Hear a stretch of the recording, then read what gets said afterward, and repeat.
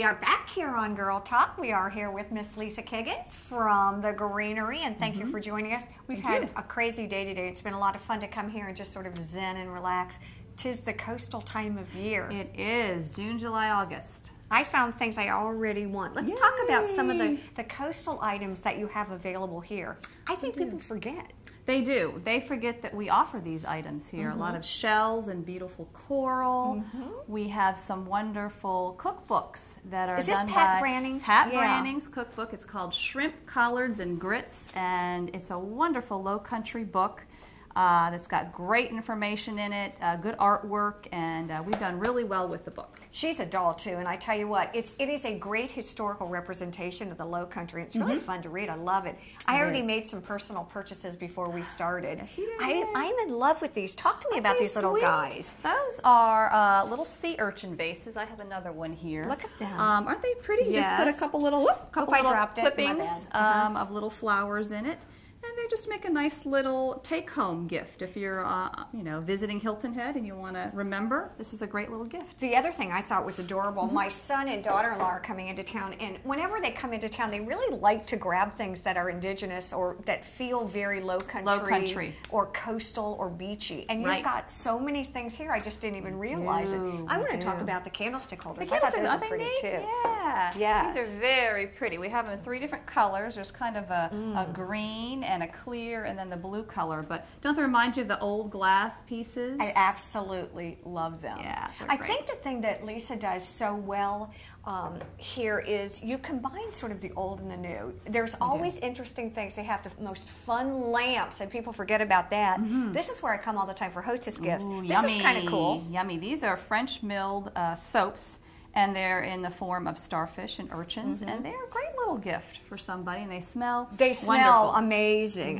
Today I got pillows and some of the little salt and pepper shakers and things. Talk about the clamshells and some of the neat chip and dip or cheese plate items. We do a great job with shells and coral, and people might say, ooh, coral, it might be, you're supposed to be not buying coral because it's endangered and things, but this coral's been around for a long time, and you use it. Decorators use it all the time. I couldn't live without it. Yes, putting on shelves. It's beautiful to have in your home. I'll tell you, one of the things I love that you have here are the jars. Yes, these jars are great. If you are a beachcomber and you want to collect your shells and coral and things, these are wonderful old-looking jars that are great to have around and line up on a shelf and put your treasures in. I mean, you cannot have enough of these. And they come in great, all sizes, all colors. It's awesome. All different colored lids for your decoration needs. Well, we're going to say goodbye to you. We're going to run out and see what Amy's going to talk to us today. She said the perennials are amazing. Oh, it's beautiful out there. So we're going to go check it out. Come on with us. We were just talking to Lisa, and she's got some great coastal things in there. And there's nothing better to me than coming to the Greenery and doing my coastal stuff from plants. You got a good sale going on.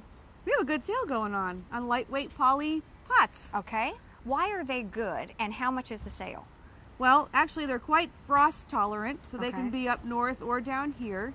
They're lightweight, so you can move them around from place to place, so you're not just having them stuck in one place. And they're quite contemporary looking, the pots that we have on sale. But I love to put those kinds of pots in any kind of design or landscape. Because I think it just adds a pop of different style, different size, don't you? I mean, you can dress them up and dress them down. Exactly. They can be real formal with topiaries, or you can do perennials in them. Well, tell me about perennials. I know Deb Court is here too, and she was asking you. She said she's got a bunch of pots that had violas in them and things like that. I think that are naked now. Tell me about perennials. How to use them. The color's amazing. They look better than I've ever seen them. They're gorgeous. This is the best perennial year I have seen in a really, really long time. I think the past 2 weeks of rain that we got actually perked them up. The poor little buddies, they're in pots. So, that they only live so long in these pots. They need to be taken home. But they're great in containers. Okay. They're even better in the ground. But general rule is anything's better in the ground because it has more space. Now talk to me about a perennial. It comes up every year. Perennial means it comes back every year.